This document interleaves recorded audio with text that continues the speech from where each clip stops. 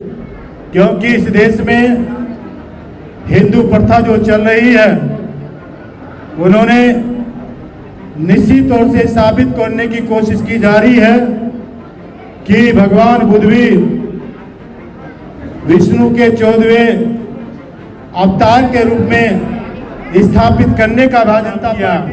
आर्यन समाज के जो लोग इस हिंदुस्तान में आए, अनेक प्रदेशों में रहे, तमाम लोगों ने हमारे तमाम भगवान बुद्ध के जो स्तंभ बने हुए थे उनको तोड़ने का काम किया, यानी कि इस धर्म को नष्ट करने का प्रयास किया।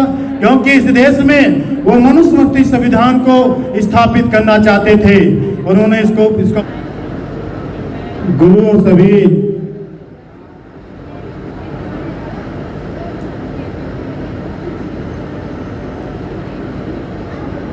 बनते संघ, यहाँ बैठे सभी मेरे समाज के सभी गणमान्य व्यक्ति, मेरी माता, मेरी बहनें, हमारे बीच में हमारे राष्ट्र कवि जो बहुजन को दिशा देने वाले भगवान बुद्ध, बाबा साहब पे अपनी बात को रखने वाले आदरणीय सम्मानित नागपाल जी, राहुल नागपाल जी, सम्मानित सभी के नाम जानता हूं। आप सबका तहे दिल से मेरा जय भीम, सभी को मेरा नमोदय। हमें पूजनीय भंते जी ने हमें लोनी रोड एलआजी फ्लैट में एक हमें अपना घर दिया, एक अपना भगवान बुद्ध का संगाराम बुद्ध नाम से जाने वाला एक बुद्ध विहार हमें आज ने पूजनीय भंते जी देने का काम किया है, जिन्होंने इस क्षेत्र में धर्म को स्थापित करने का काम किया। मैं अपने गुरु पूजनीय भंते धम्मतिलक का नमन करता हूं और उनको अच्छी श्रद्धांजलि देने का काम करता हूं।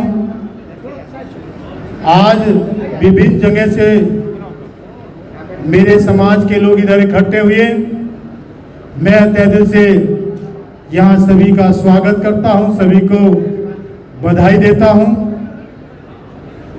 हम सभी का लक्ष्य है कि इस देश में,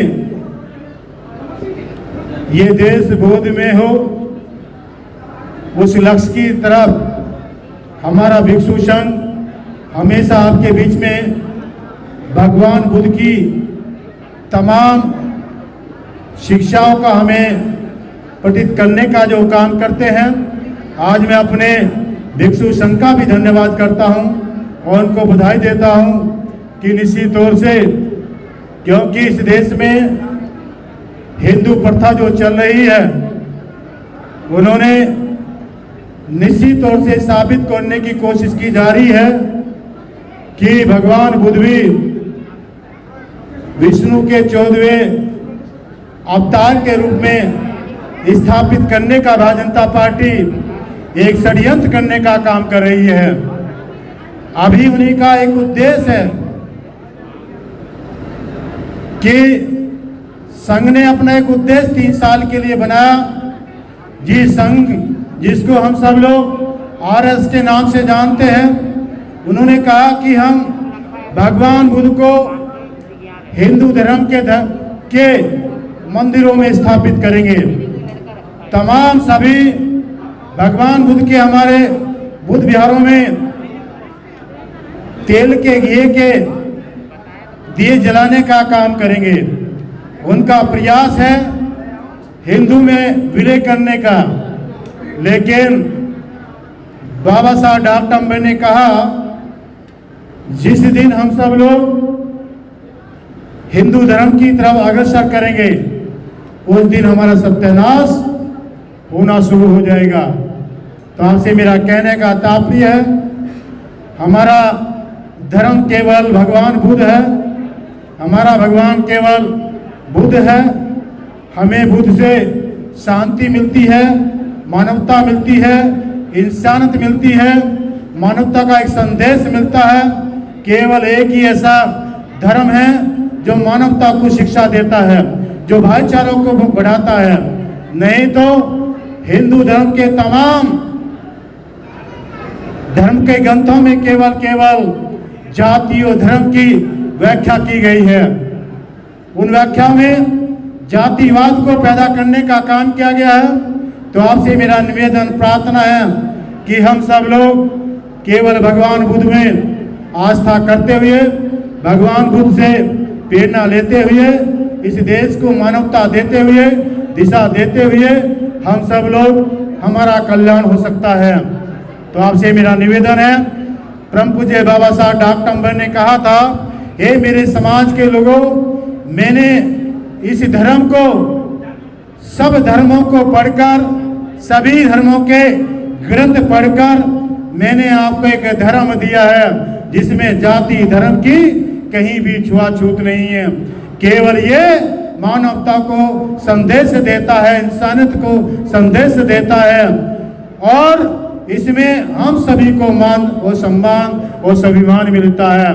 इसलिए मैं आपको आदेश करता हूं कि हमें बुद्ध की शरण में हमें चला जाना चाहिए।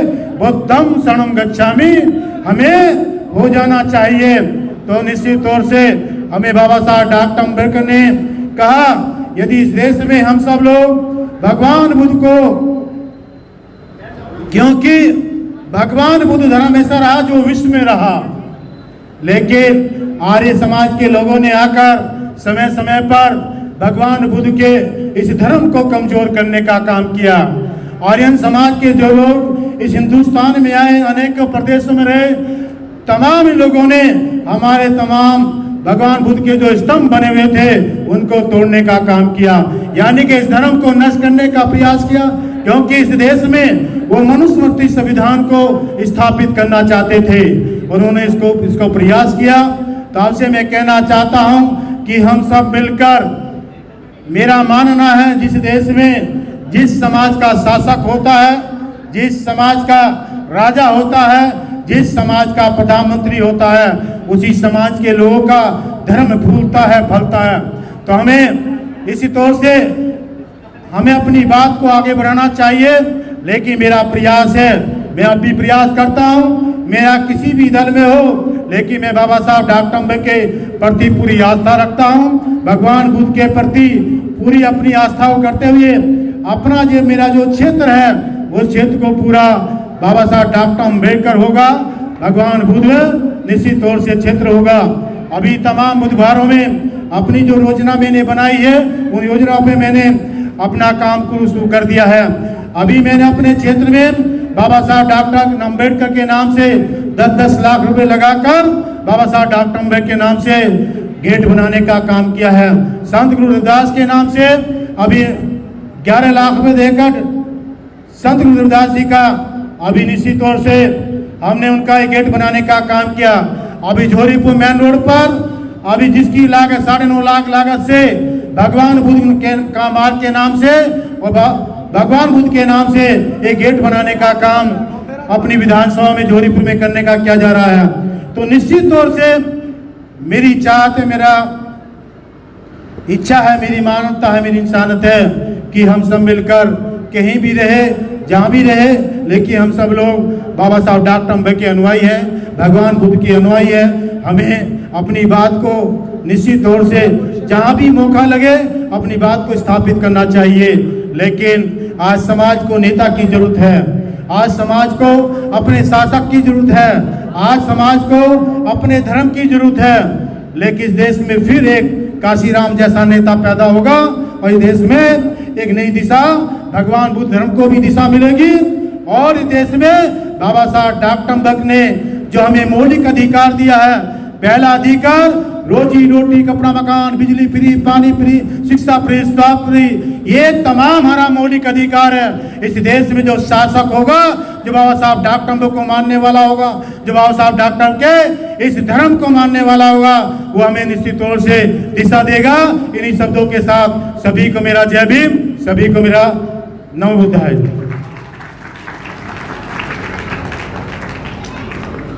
हमारे विधायक चौधरी सुरेंद्र